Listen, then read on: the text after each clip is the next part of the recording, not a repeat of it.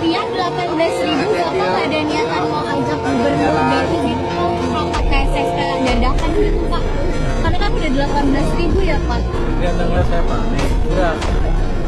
Pada dasarnya BI masih menjalankan kegiatan dengan baik dan semuanya masih baru baik.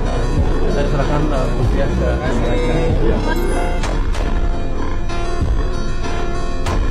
Berkenaan dengan masalah rupiah, kami pemerintah dalam hal ini Kementerian Keuangan, kemudian Bank Indonesia, kemudian juga Otoritas Jasa Keuangan terus berkoordinasi secara intens untuk terus memonitor dan kemudian melakukan langkah-langkah, tetapi yang pasti bisa kami sampaikan bahwa kita harus yakin bahwa sesungguhnya fundamental ekonomi kita yang tergambar dari pertumbuhan ekonomi, kemudian dari inflasi yang masih terjaga, insya Allah sesungguhnya kita memiliki fundamental ekonomi yang cukup kuat. Kamis pagi dolar Amerika Serikat menyentuh angka 18.014 rupiah. Penguatan mata uang Amerika Serikat yang membuat rupiah kian tertekan dan kembali mendekati rekor lama terendahnya. Level 18.000 rupiah disorotan karena dianggap sebagai batas psikologis. Kondisi ini memicu kekhawatiran terhadap dampaknya pada berbagai sektor ekonomi, termasuk harga-harga bahan pangan.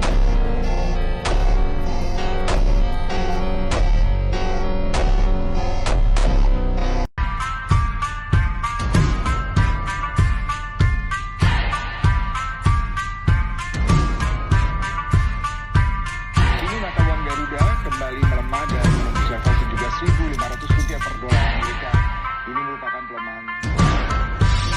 Bawa pesan ini ke persekutuanmu, tempat ibadah terbakar lagi.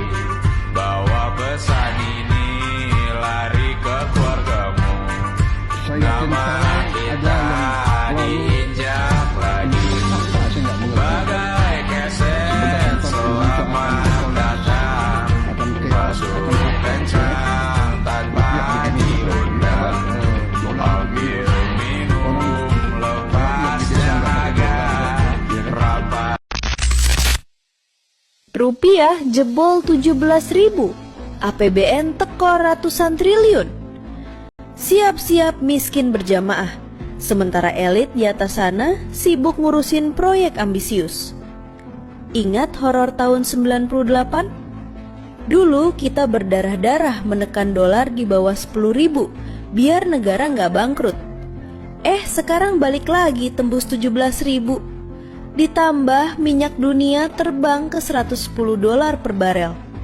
Artinya apa?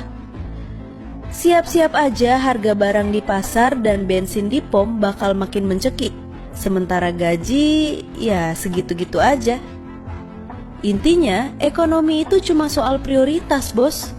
Ketika subsidi BBM bengkak, negara dihadapkan pada pilihan: nahan harga bensin biar daya beli kita nggak kolaps, atau keras kepala lanjutin proyek konsumtif.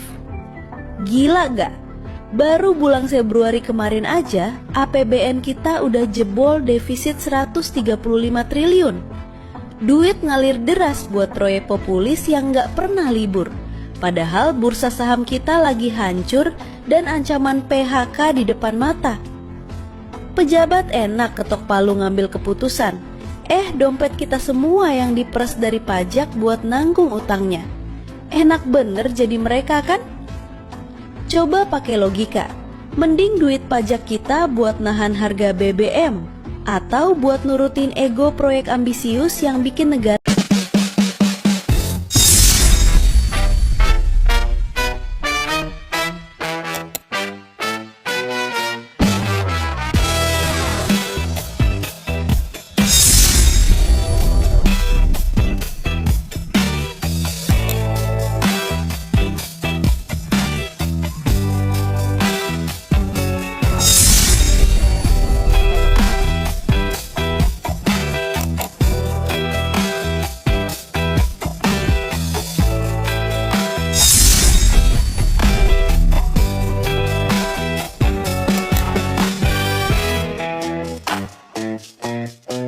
Halo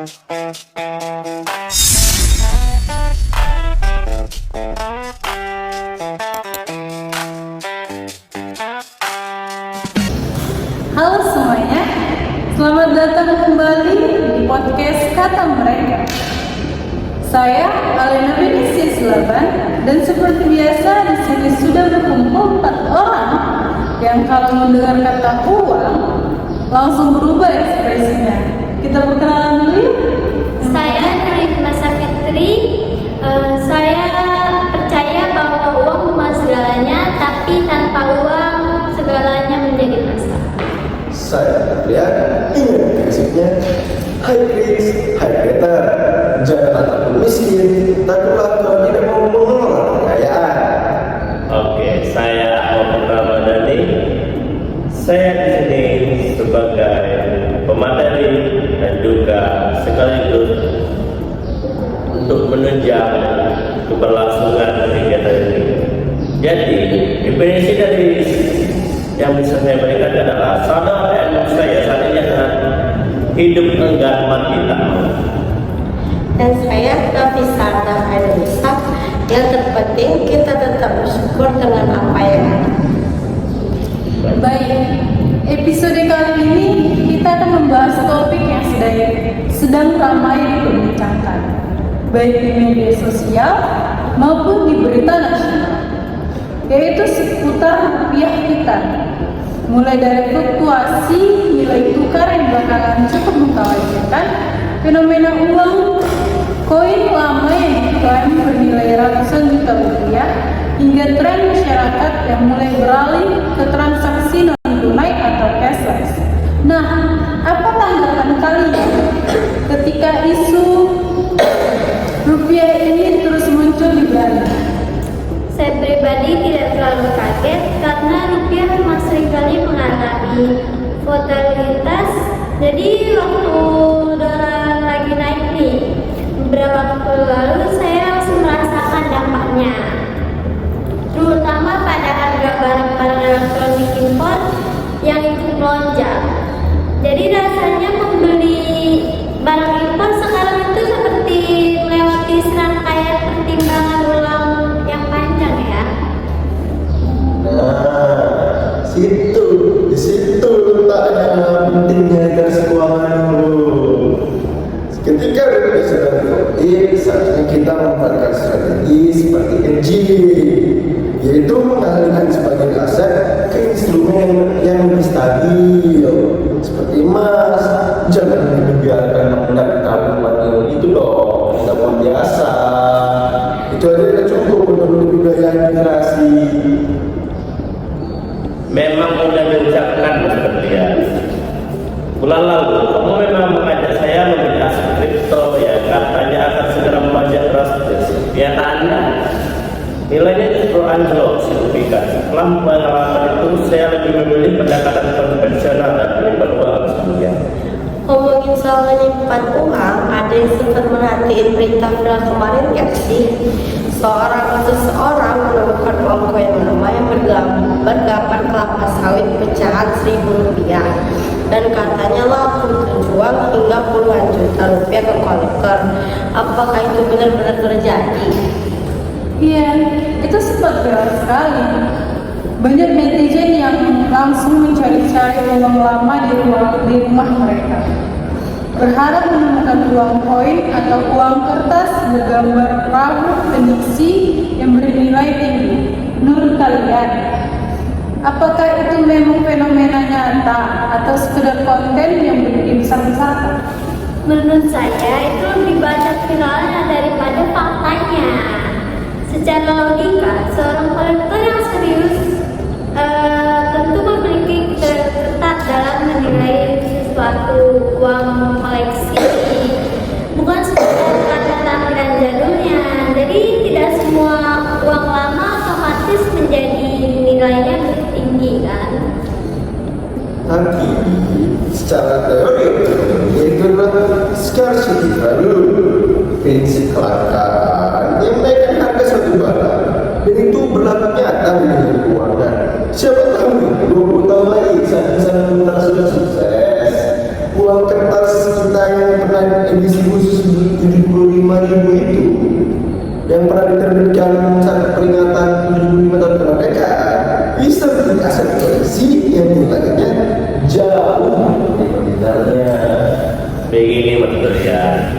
Rasanya berbicara 20 tahun ke depan terlalu jauh. Uang 75.000 saya kemarin saja sudah habis untuk membeli sebelah dengan melakukan halaman. Belum sempat jadi barang langka. Masih soal fisik uang. Sekarang ada perdebatan yang cukup menarik. Semakin banyak tempat, mulai dari restoran hingga tempat parkir, yang beralih ke sistem cashless sebenarnya. Hanya menerima QRIS atau kartu. Bahkan ada tren di kalangan anak muda yang dompetnya tebal bukan karena uang tunai, melainkan karena kartu member dan nota uang. Ini membuat saya sebagai generasi yang biasanya dengan uang tunai merasa perlu beradaptasi lebih keras. Kemarin saya ke warung dengan membawa ponsel, tapi lupa dompet. Saat hendak membayar dengan kris, pemiliknya warung bilang, maaf, di sini hanya terima uang tunai. Saya pun langsung pulang tanpa membeli apa. Kamu di sini, saya justru punya perspektif lain soal kasus ini. Uang tunai itu memiliki efek psikologis yang nyata. Kita memegang uang 100.000 dan berkurang menjadi 20.000, kita secara langsung merasakan bahwa uang sudah berkurang dan perlu lebih berhati-hati lagi dalam menggunakannya. Tapi dengan QRIS, kita hanya perlu memindai dan pemindahan saldo terasa tidak nyata. Sampai akhirnya muncul notifikasi bahwa saldo tidak mencukupi. Itu baru terasa nyata sekali. Setuju, e-wallet sama QRIS memang memudahkan transaksi, tapi kemudahan itu juga membuat batas pengeluaran kita menjadi kabur. Kemudahan itu bersifat sementara, tapi pola konsumtifnya yang terbentuk akibatnya itu bisa bertahan lama.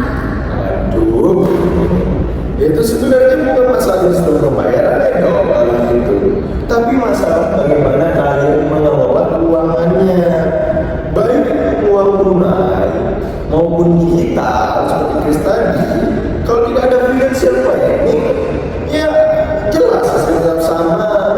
Justru digitalisasi sistem pembayaran ini adalah langkah maju menuju digital rupiah yang sedang dikembangkan oleh pemerintah saya. Baik, kalau boleh saya simpulkan, entah rupiah sudah menguat atau melemah, entah transaksi kita berbentuk tunai atau digital melalui QRIS, yang paling mendasar tetap satu pertanyaan: apakah uangnya ada? Mendebatkan nilai tukar dolar tidak akan berdampak besar pada kondisi finansial kita. Apabila saldo kita sendiri masih dalam kondisi kritis, yang terpenting adalah tetap produktif, disiplin dalam pengelolaan keuangan, dan tidak mudah terpengaruh oleh informasi yang belum terverifikasi, termasuk soal uang kuno yang diklaim bernilai miliar. Dan satu pesan tambahan kawan-kawan, menjelang akhir bulan ini saya disarankan untuk mengurangi frekuensi membuka aplikasi belanja online demi kestabilan psikologi dan finansial kalian. Iya, sekarang rupiahnya lagi naik gak sih? Berapa kemarin tuh? Dari 17.000 jadi 18.000.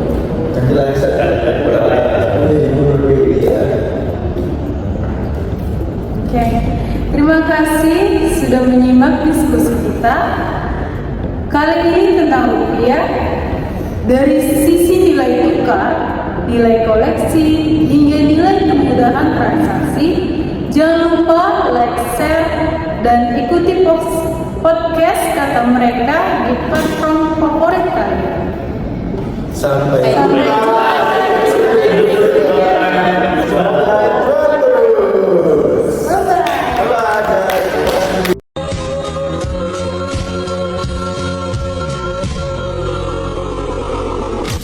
hari ini Bank Indonesia sudah pakai 10,3 miliar dolar untuk mengintervensi, tapi rupiah tetap di 17,75. Jadi artinya Anda nggak bisa hanya mengintervensi dengan melawan tekanan eksternal. Ya, ada Fed hawkish, kemudian Timur Tengah, global risk off. Hanya dengan intervensi nomor satu ini tidak akan mungkin membawa rupiah menguat secara agresif.